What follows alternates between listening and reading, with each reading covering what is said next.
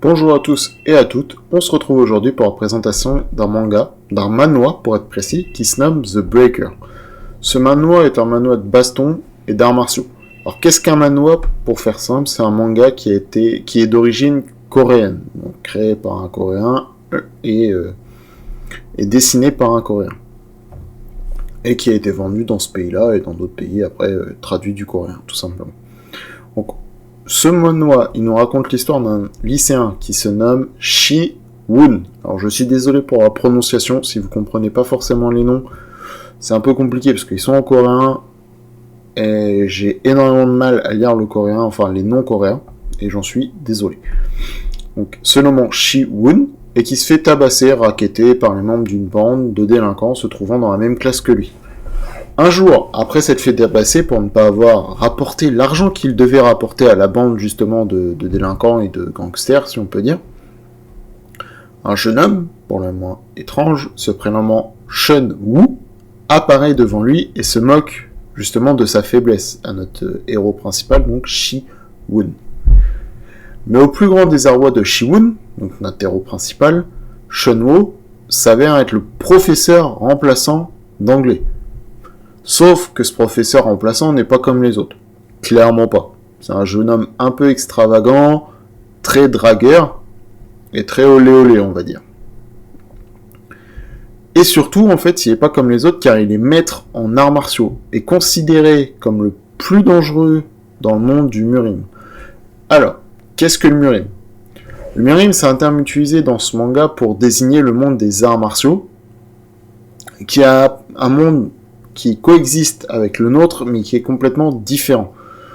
Donc, les deux mondes, ils arrivent à coexister depuis très très longtemps, mais ils n'ont pas du tout les mêmes droits et les mêmes lois. Et surtout, chose qui est très importante, c'est qu'ils ne doivent jamais interférer l'un sur l'autre, ou inversement.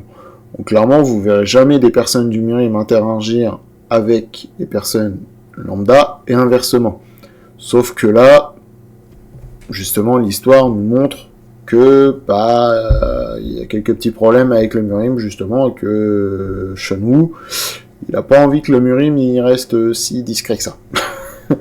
Et du coup, notre personnage principal, Shi-Woon, en apprenant que son professeur Shun-Woo est un maître des arts martiaux, il va lui demander de lui enseigner les arts martiaux et de faire de lui son disciple, afin qu'il puisse protéger les gens qu'il aime, auxquels il tient. Et il veut surtout les protéger de la bande de délinquants qu'il martyrise, comme je vous disais au début, bande de délinquants, bande de gangsters qui sont dans sa classe. C'est du coup à partir de là que l'histoire du héros devient vraiment intéressante pour les lecteurs, car avant c'était juste de la présentation, mais là on va vraiment rentrer dans le vif du sujet. Car afin d'être accepté par Shun-Woo, donc le professeur d'anglais, comme justement un disciple, il va devoir réaliser différents défis qui sont considérés comme impossibles par les autres et qui sont justement créés par Shun-Woo lui-même, car il ne veut pas du tout de Shi-Woon comme disciple. Il veut aucun disciple en fait, tout simplement. Mais grâce à sa persévérance, Shi-Woon, notre héros, du coup, va réussir à devenir son disciple et apprendre les arts martiaux, même si ça va prendre du temps.